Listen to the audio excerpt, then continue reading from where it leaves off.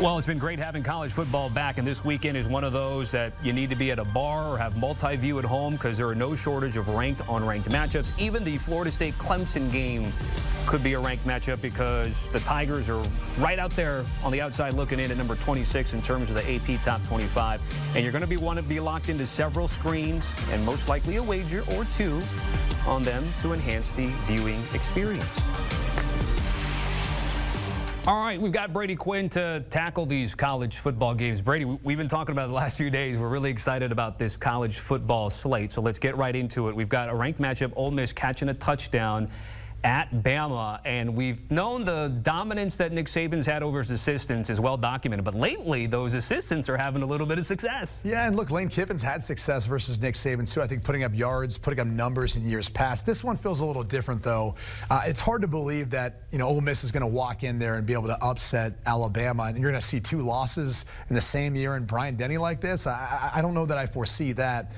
And also with the decision to go back to Jalen Milroe, a quarterback, I think it provides them a little bit of a spark on offense. They have a better idea of what they are offensively. It's just a matter of execution. You go back to the Texas game, there were plays to be made. You see Milroe's athleticism. It's just the ability to throw from the pocket and connect on some of those big plays. Like, he gives them the best chance to win. He will be the guy moving forward. And I think the locker room is going to really feed off of that and be behind him. And so this comes down to, which team I think can play better defense when it's all said and done.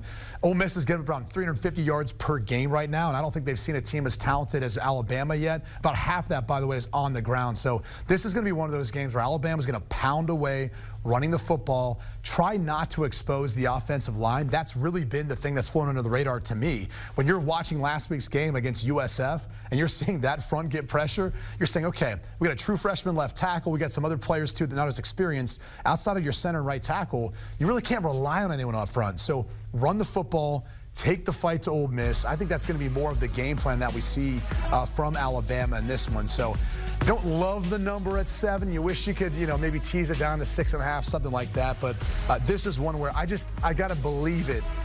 I got to see it to believe it, that you're going to see Alabama drop 2 games at Bryant-Denny, at least in consecutive chances here. Let me ask you this then. Do you like the under a little bit better? Because of everything that you mentioned about game structure and game planning here? Yeah, I do like the under a little bit better, too, especially from the standpoint that Ole Miss can run the football. I mean, now, granted, last week Jackson Dart actually led them in rushing, but we've seen Quinshon Judkins in the past. But I think the difference is you're going to see Alabama load up the box to stop the run. I know there's been a lot of conversation by Lane Kiffin and others out there as far as who exactly is calling the defense.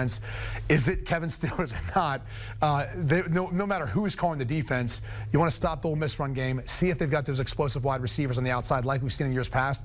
I don't think they do, at least not to the ability to impact this Alabama defense. So lay the 7. I think the under is probably the better play, but I still feel pretty confident laying the 7 with Alabama here. All right, let's get to Iowa and Penn State. The fighting Chris Hassels. By the way, Chris, hope you're feeling better. Catching 2 touchdowns and a hook against the Nittany Lions this weekend. I was trying to get Jack to play the sound of offensive coordinator Brian Ferentz, getting pretty fired up about the 41 points that he fired up. Yeah, Jack's telling me it's fake. We can't play it. I don't know about that. He might have said that behind closed doors, Jack. The reality is this: these two have actually played pretty competitive games. Last 2 actually Iowa owned in the series. Before that, Penn State went on a streak. Then before that, it was Iowa. So it's kind of been a streaky series.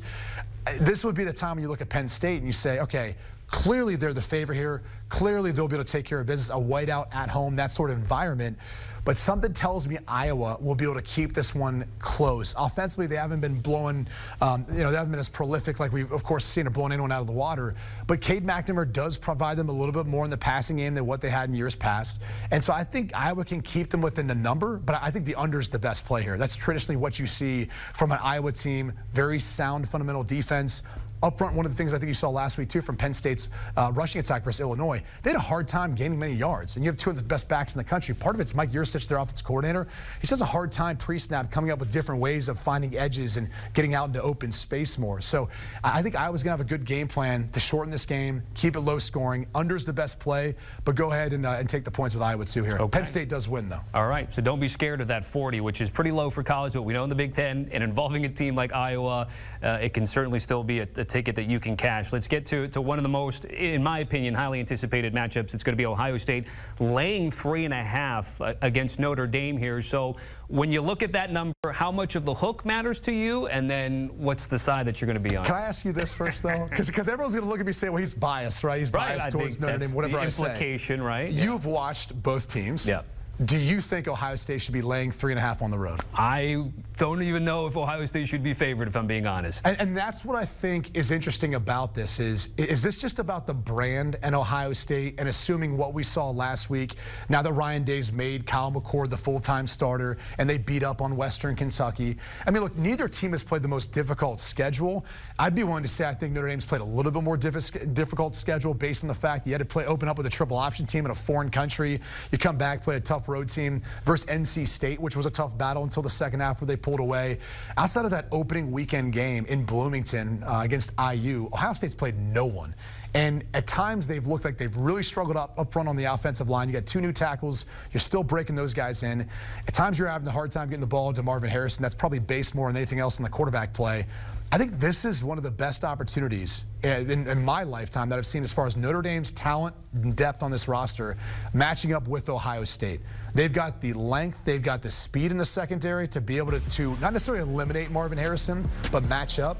They've got the ability to run the football, but also create big plays. They've scored over 40 points in every single game this year, and it's not getting talked about enough. You see the big plays, the guys like Chris Tyree you're watching right here, Tobias Merriweather last week, who's got a ton of ability.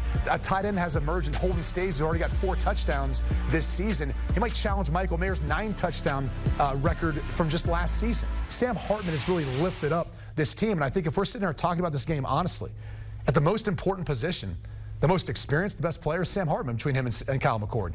So I think you take the 3.5 points all day, you won't need them. Notre Dame's going to beat them flat out. This is a different group now, I'm telling you. Ohio State, Notre Dame knows what their identity is. Ohio State's still kind of trying to find it. Extremely talented team on both sides of the football. Different story right now, though. I think Ohio State is still trying to figure out what kind of program they are in the Ryan Day era, given the last couple of years, losing to Michigan, having a hard time figuring this thing out. It'll be interesting to see as we get closer to Saturday if the betting trends start going down in terms of 3, then 2.5, or maybe we've seen in some cases by kickoff down to a pick'em. Let's get to a game where I mentioned where it could have been ranked. Clemson, of course, with Dabo Swinney, not officially ranked, but they're getting a lot of votes. Essentially, top 26, they'd be there. Florida State's only favored by 2, which, again, to be granted, it's not uncommon in college football to have a ranked team either catching points or not laying a number that I think, Brady, people think should be bigger than 2. What do you make of the line, and what do you like here? It's surprising, and look, maybe I'm the fish, maybe I'm on the hook here, but I think Florida State is going to give Clemson fits.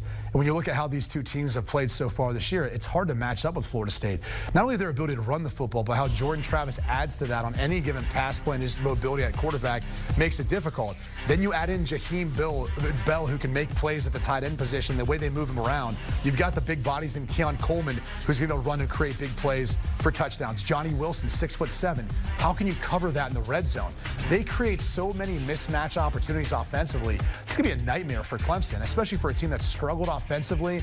Look, I know they ended up pulling away from Charleston Southern, but they had no business ever being close in that game when it came down to halftime. So Clemson has not emerged with the talent at wide receiver to keep up with the firepower of Florida State. Defensively, they'll be solid, and I think they'll have their wins. But you lay the 2 points here, and you go with Florida State. They're the better team right now. I think Clemson's still developing, still maturing. There's some young pieces there, Cade Klubnik, their quarterback in particular. But outside of Will Shipley and really their ground game, there's really not much they can hang their hat on to compete with Florida State. All right, we're going to pick these up ever so slightly, but I want to give a lot of love to the Pac-12. Again, the big one, of course, Coach Prime, the Buffs catching 3 touchdowns against Dan Lanning and Oregon. It's a bit surprising that this number is as big as it is, and maybe it factors in Travis Hunter now not being there. We know he's going to be out for a few weeks with a lacerated liver, so huge knock to Colorado. I think defensive scheme, given that Travis Hunter can take away your best wide receiver and create some big plays for you on offense, but you still have Weaver, you still have Horn Jr., Dylan Edwards out of the backfield. You have all these pieces.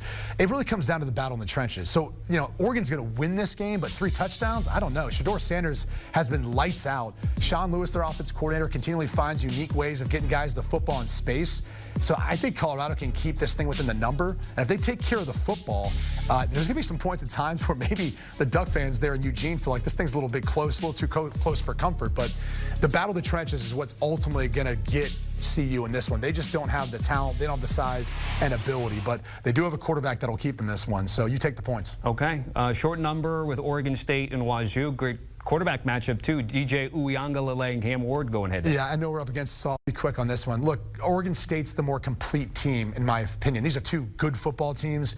I just have a little more faith in the balanced offensive attack from Oregon State. DJU has kind of found himself now in his second stint playing for Oregon State, and defensively, Oregon State's one of the better teams, too, in the Pac-12. And Cam Ward's been phenomenal, and I think he will give them a chance this one.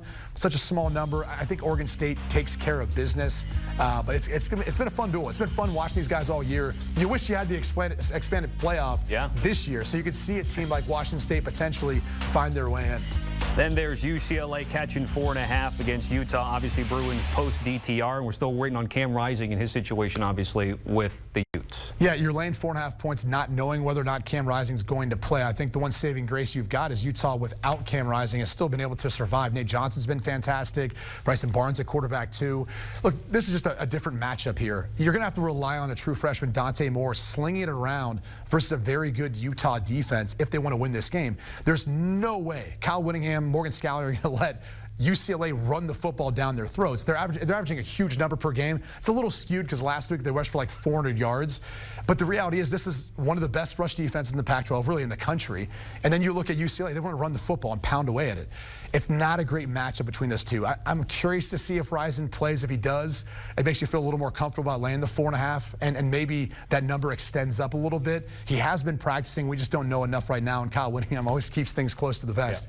You should feel comfortable laying the 4.5 points. This is a very good Utah team. All right, Chip Kelly, by the way, in conference games, also an over machine, cashing in 66% of the time. Before we wrap things up, quickly, a best bet. You're laying 4 touchdowns for Florida against Charlotte. You're going to feel good about it? Yes, I think we're seeing now the emergence of a little more confidence from Graham Mertz and this offense. Florida's going to try to run all over Charleston Southern. On top of that, defensively, starting to get a little of that swagger back.